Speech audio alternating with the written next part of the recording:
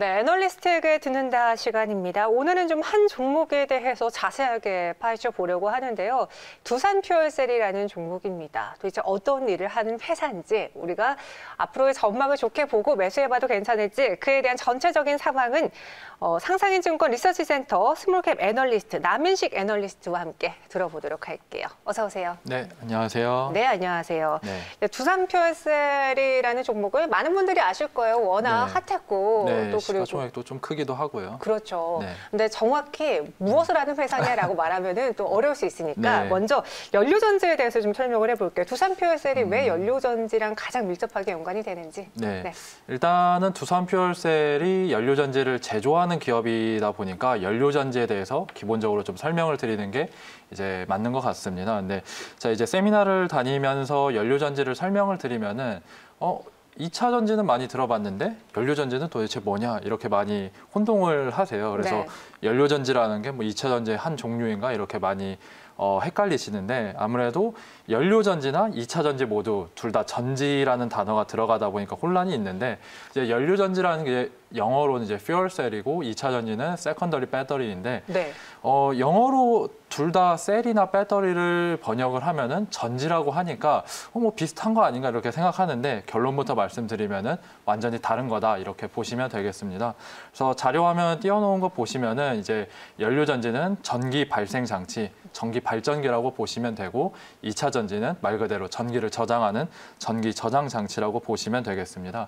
그래서 연료전지 같은 경우에는 수소를 계속해서 집어넣으면은 발전을 할 수 있는 발전기이고, 2차 전지 같은 경우에는 충전과 방전을 통해 가지고 일시적인 사용을 한다고 보시면 되겠습니다. 그래서 완전히 다른 거라고 보시면 돼요. 그래서 연료전지가 이제 발전기라고 말씀을 드렸는데, 뭐 이론적으로 발전기다 보니까 전력이 필요한 어디서든지 다 활용이 가능합니다. 이거를 굉장히 소형화하면은 수소 드론까지도 사용이 가능하고, 굉장히 크게 만들면은 수소 선박까지 사용이 가능한데, 지금 이제 연료전지 시장이 이제 활용이 되는 분야가 수소차랑 연료전지 발전소 두 개가 있습니다. 그래서 수소차 같은 경우에는 현대차가 대표적이겠고요. 네. 연료전지 같은 경우에는 발전형 연료전지 같은 경우에는 두산퓨얼셀이 가장 선두에 앞서가 있는 기업이다 이렇게 보시면 되겠습니다. 그러니까 수소와 관련된 연료전지에서는 현대차가 두각을 보여주고 있고, 네. 발전용으로 봤을 때 이제 두산퓨얼셀이 두각을 보이고 있다. 네, 글로벌하게도 두 개 기업이 많이 선두에 앞서 있다 보시면 될 것 같아요. 네, 그러면 연료전지의 기본적인 작동 원리는 무엇이에요?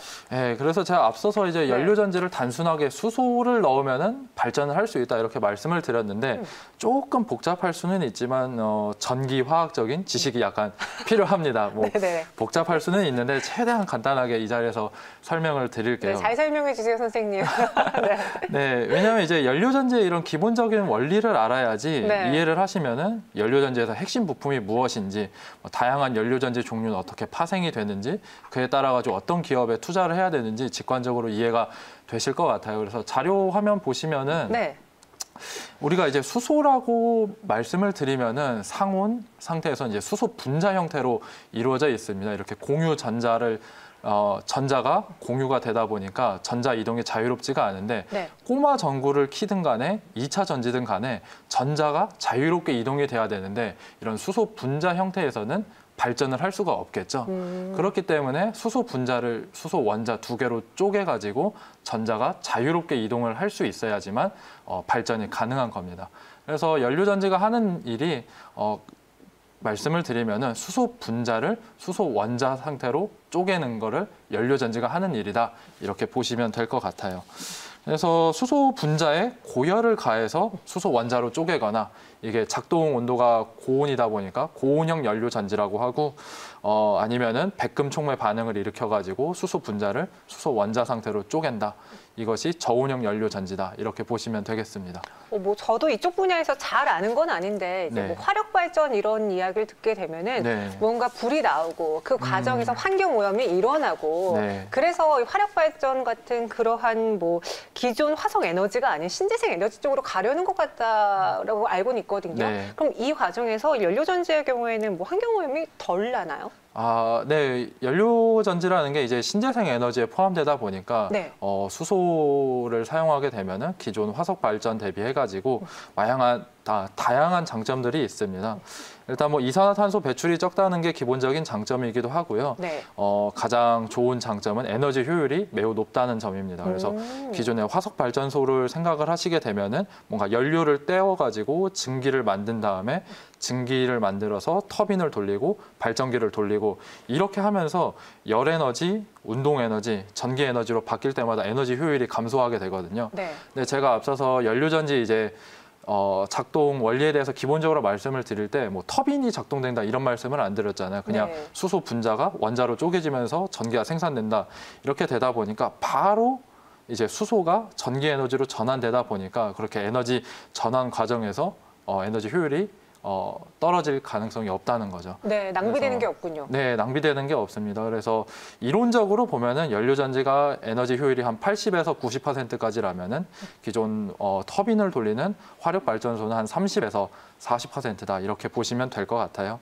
그리고 이제 터빈을 돌리지 않다 보니까 소음이나 진동도 작고 그러다 보니까 도심지 내에서 설치도 가능해가지고 이런 송배전 과정에서도 도심지 내에서 설치하면은 송배전도 짧게 할 수 있으니까 더 효율성이 높은 장점도 있습니다.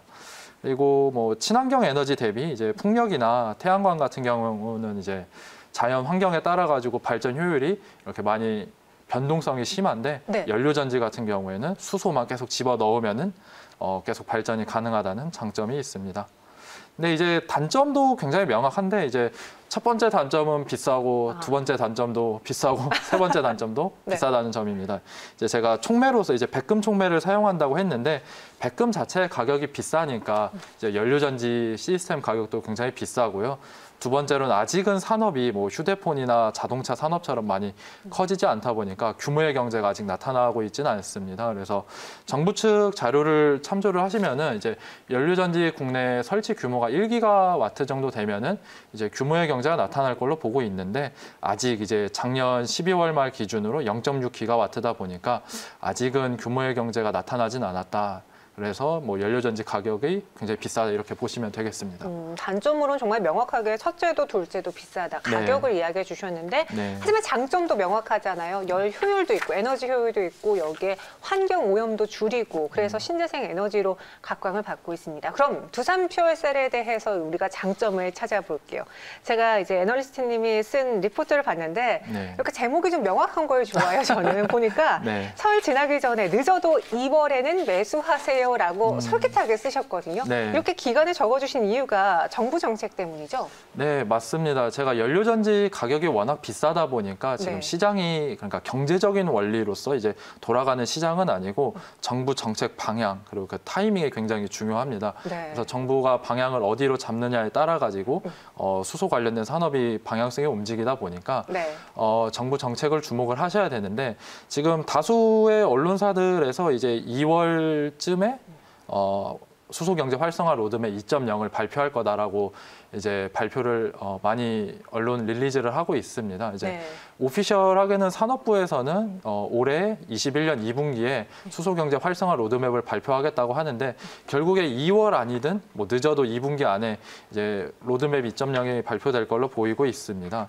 그래서 1차 로드맵 발표했을 당시에 수소차 부품주, 뭐 수소 충전소 관련해서 기대감이 많이 형성이 됐었는데 마찬가지로 이번 수소 로드맵 2.0 발표하고 나서도 수소 관련돼 가지고 기대감이 많이 형성이 될 것 같습니다. 그래서 두산 퓨얼셀 자체가 이제 수소 경제에서 대장주로 꼽히다 보니까 네. 당연히 이제 두산 퓨얼셀을 이제 제가 좀 자극적으로 좀 리포트 제목을 쓰긴 했는데 늦어도 2월 안에는 매수를 좀 하셔야지 그런 기대감이 형성되는 돼서 주가 상승을 좀 향유할 수 있지 않을까 보고 있습니다. 네. 설 지나기 전. 네, 맞습니다. 타이밍으로 보면은 그렇게 좀 설 지나기 전에 오늘이겠네요. 네, 오늘 하는 게 좋을 것 같고요. 이제 두산 퓨얼셀을 대장주로 많은 분들이 꼽고 있는데 그 이유를 좀 간단하게 한 3가지 정도 말씀드리도록 하겠습니다.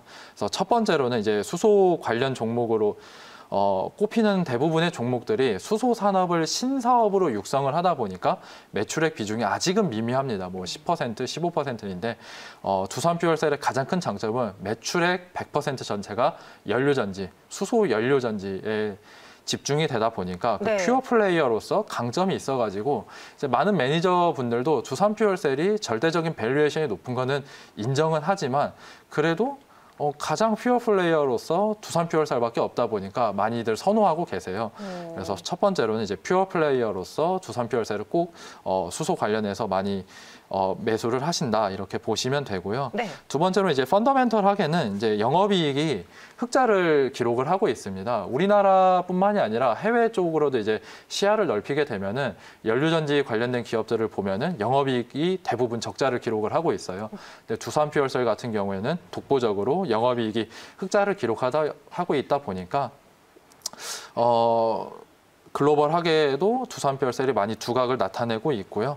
마지막 이제 세 번째로는 지금은 연료전지를 발전용으로 사용하고 있지만 수소 선박에도 지금 사용할 계획에 있습니다. 네. 그래서 글로벌 선사인 나빅과 함께 선박용 연료전지를 개발을 하고 있는데 이제 선박용까지 확장이 되게 되면은 시장이 더 커지게 되는 것을 의미를 하겠죠. 그러다 보면은 지금은 이제 발전용만 쓰다 보는데 앞으로 선박까지 사용된다 보면은 밸류에이션이 더 높아질 가능성도 저는 충분히 있다고 보고 있습니다. 영업이익 흑자 이야기를 꼽아주셨는데 네. 근데 두산퓨얼셀을 좀 미리 사신 분들이라면은 지난해 4분기 실적은 조금 아쉬우셨을 것 같아요. 그런데 네. 보니까 그러니까 크게 문제 삼을 필요는 없다. 살짝 숨고르기다라고 평가하는 분들이 많더라고요. 네. 이제 네. 저뿐만이 아니라 다른 연구원님들도 일시적인 요인으로 이제 4분기 실적이 좀 전망치 대비해서 하회했다 보니까 네. 뭐 분기 실적이 약간 미스한 거는 이제 사실 주가에 큰 흐름은 뭐 영향을 미칠 것 같지는 않아요. 그리고 좀 자세하게 말씀드리면 분기 실적이 약간 미스한 게 네. 이제 수주 시기가 약간 작년에 정부 정책상 조금 스탑이 되다 보니까 두산퓨얼셀도 그에 따라서 영향을 받아가지고 작년에는 수주가 덜 받았는데 네. 올해는 반대로 이제 수주가 더 나오겠죠. 아, 더 나온다. 네, 네. 그러다 보니까 뭐 조삼모사다 보니까 기업 펀더멘털에 미치는 영향도 그렇게 중요하지는 않을 것 같습니다. 그리고 두 번째로는 네. 이제 두산퓨얼셀이 제가 이제 목표가 이제 PSR을 한 9.5배로 제시를 했는데 네. 굉장히 절대적으로 높은 숫자죠. 그러다 보니까 이제 지표 자체가 높다 보니까 투자자분들이 단기적인 분기 실적보다는 장기적인 성장 기대감으로 많이 매수를 하십니다. 그래서 이제 두산퓨얼셀이 이제 투자자분들이 보실 때에도 이제 단기적인 분기 실적이 흔들리는 것보다는 정부 정책 방향성 그리고 두산퓨얼셀의 방향성 한 2년, 3년 방향성을 이제 잣대로 이제 투자 의사 결정을 하시면은 더 좋을 것 같습니다. 네, 목표 주가를 75,000원으로 리포트에서는 상향 조정이 되었고요. 네. 요즘 두산퓨얼셀 뭐 수소 정책 관련해서 큰 대장주 수혜주 역할을 하고 있기도 하지만 전체적으로 시장이 ESG 친환경 쪽으로 쏠리고 있잖아요. 네. 그래서 우리가 두산퓨얼셀 또 이름이 비슷한 S퓨얼셀을 같이 보신 분들 많을 텐데 이 두 기업을 좀 비교해 보자면 뚜렷한 차이점이 있을까요? 이제 두산퓨얼셀은 제가 목표 주가를 제시했고 S퓨얼셀은 목표 주가를 제시를 하지 않았는데 커버리진 안 나왔군요. 네, 그래서 제가 이제 방송에서 말씀드리는 게 좀 제한적이기는 한데 네. 이제 기본적으로 이제 두산퓨얼셀은 발전용 연료전지 시장에 있다고 하면은 S퓨얼셀은 가정용 연료전지 시장에 있다 이렇게 보시면 돼요. 그래서 아직 네. 시장 형성 같은 경우에는 이제 딱 들으시게도 아시겠지만 발전용이 사이즈가 크다 보니까 시장이 더 크고요. S퓨얼셀은 좀 시장이 작다 보니까 아직은 제가 목표 주가는 제시하지 않고는 있습니다. 네, 가정용이냐 발전용이냐에서의 좀 차이가 있을 것으로 보여지고요. 두산퓨얼셀 현재 가격은 한 6만 원대에서 움직이고 있습니다. 말씀하신 목표 주가로 한 7만 5천 원 정도로 생각한다면 여전히 상승 여력은 한 20%대로 있을 것으로 보여지고요. 그리고 이제 해외 수출 부분도 저희가 점검을 해봐야 될 텐데 지금 EU에 이어서 미국에도 수소 시장이 점점 커지고 있어요. 여기 또 바이든 정부가 들어오면서 더 드라이브를 걸고 두산퓨얼셀도 더 수출로서 실적을 땡겨내지 않을까요? 아, 그렇죠. 그리고 우리나라 같은 경우에는 수출 기업들이 기본적으로 밸류에이션을 또 높게 받다 보니까 이제 연료전지도 수출을 하게 되면은 네. 두산퓨얼셀도 밸류에이션이 더 확장이 되겠죠. 기본적으로 매출액도 증가를 하겠지만. 네. 그래서 정부 정책에서도 수소 로드맵 1.0, 2년 전에 발표한 수소 로드맵에서도 앞으로 이제 두산 퓨얼셀 같은 발전용 연료전지 시장을 잘 키워가지고 수출까지 내다보고 있는 만큼 두산 퓨얼셀이 앞으로 수출 가능성까지 보게 되면은 주가 업사이드는 많이 남아 있다고 보고 있습니다. 네, 그래서 두산 퓨얼셀 전체적으로 이야기를 나눠봤습니다. 연료전지가 2차 전지와 어떤 차이점이 있는지도 전해드렸고요. 그리고 두산 퓨얼셀과 S퓨얼셀 좀 차이점을 주자면은 발전용, 가정용 이런 굵직한 차이가 있으니까 한번 이쪽 수소 정책의 수혜를 보실 수 있는 종목들로 두산 퓨얼셀 챙겨보시기 바랄게요. 네, 남인식 연구원님 여기서 인사드리도록 하겠습니다. 오늘 말씀 고맙습니다. 네, 감사합니다. 네.